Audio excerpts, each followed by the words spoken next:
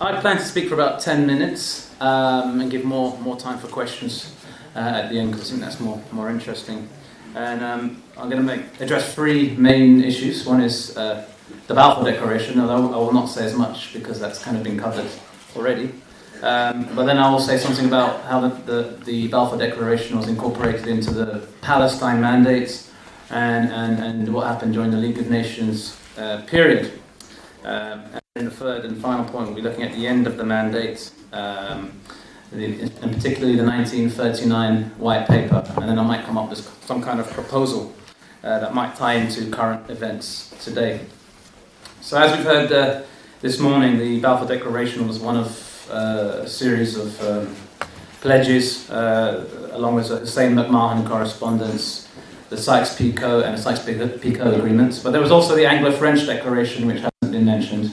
That was a joint British-French declaration, which spoke of ascertaining the wishes of the communities living in the Levant at the time. And that's quite an important and overlooked declaration, because similar language is then found in the League of Nations, and particularly in Article 22, which speaks of the well-being and development of the people subject to mandatory rule, which would form a sacred trust of civilization.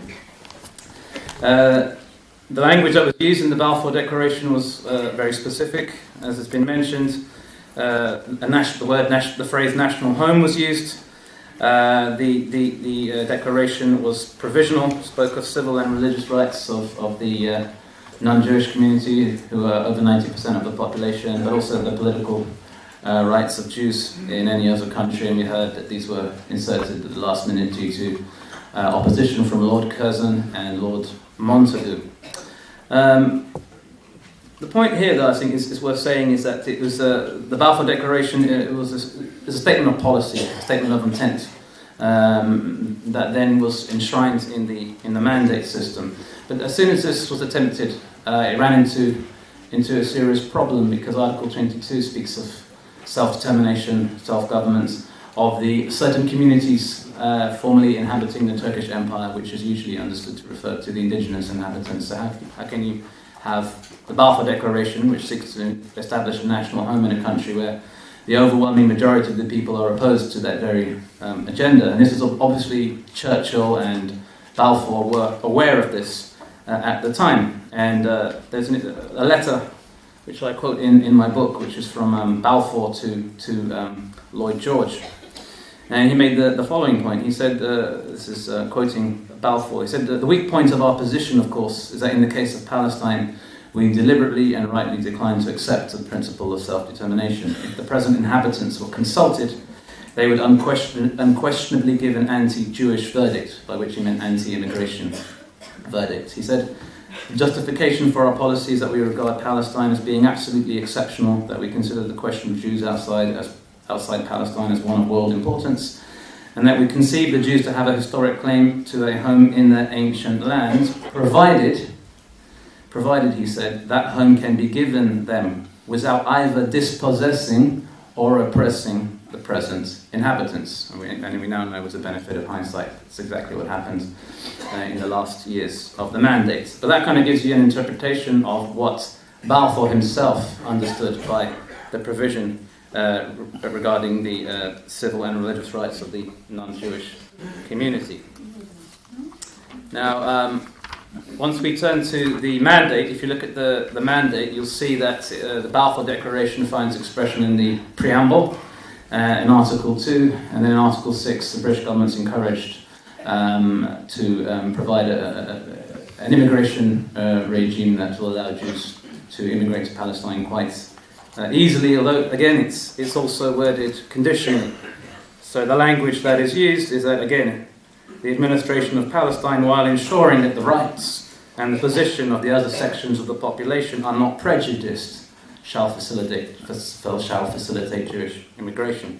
And in fact, it was on this provision in 1939 that the British government decides to restrict Jewish immigration and to qualify what they mean by the national home. So the expression national home is actually defined in the 1922 Churchill White Paper. You can Google it and find out. It was ambiguous, as we've heard, but it wasn't, the word state was deliberately avoided. But even though the Balfour Declaration is in the mandate, it's still framed as a discretion. So it's a policy that the United Kingdom government could change as circumstances arose. And so as we approach the mid-1930s, as the rise of National Socialism in Germany, Jewish persecution, things in the Mediterranean are heating up. There's the Abyssinia crisis, there's a revolt in Palestine, the Arab revolt from 1936 to 39.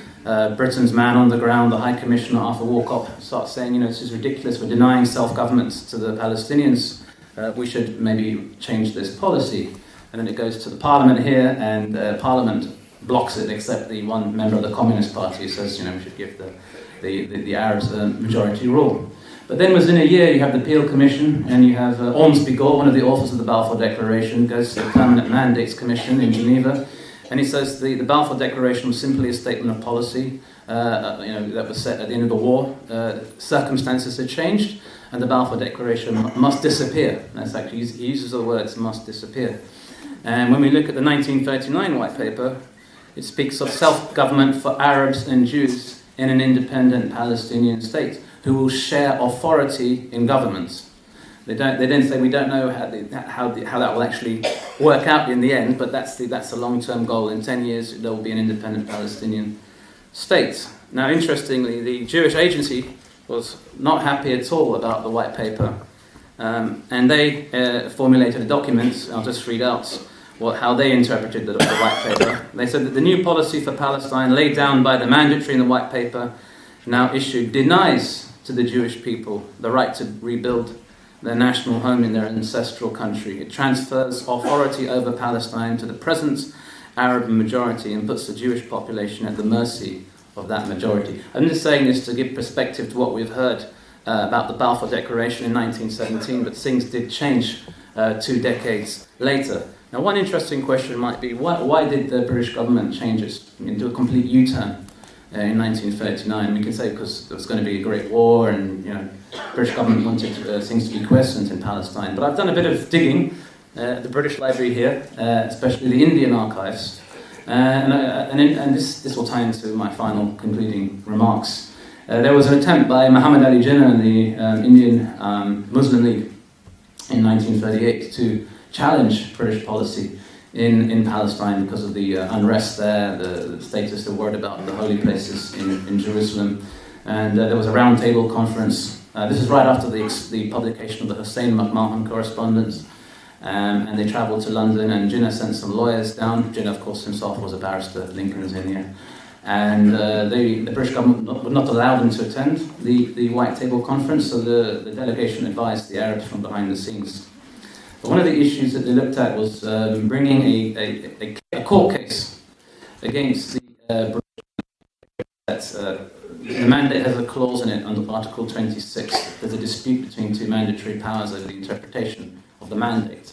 So, for instance, over the interpretation of the Balfour Declaration, in line with what Article 22 said, you could bring a case against another member of the League. India was a member of the League of Nations. So the idea was whether India could have brought a case against the United Kingdom. And this group of lawyers then travelled to Geneva, and they met with Edouard de Halle, the director of the mandate section in Geneva, and then it kind of goes cold because then the war breaks out.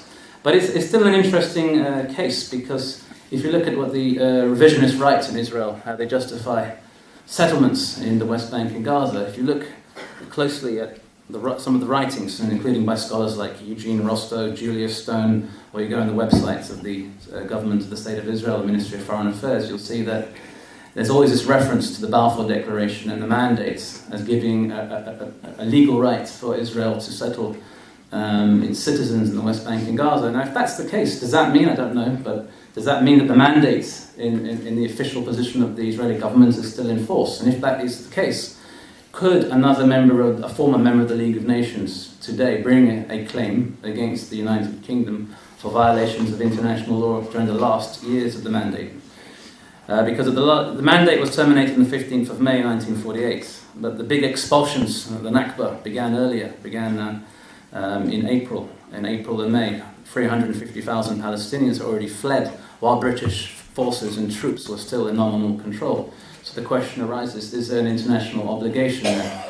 The United Kingdom had the consent from the UN General Assembly to end the mandate by having a partition plan, but in January 1948 Britain blocks the Palestine Commission in the UN partition plan, prevents it travelling from New York to Palestine. Avi Shlaim has documented in February 1948 there was a secret agreement between the British government and the rulers of Transjordan to, if you like, kill the Palestinian state in the UN partition plan. Some of the questions that might arise is whether this could be bring a claim to final thoughts are, what would stop Palestine or even an NGO from somehow starting an international claim for the Permanent Court of Arbitration in The Hague, since Palestine is now a member. I'll leave it there. Thank you for listening.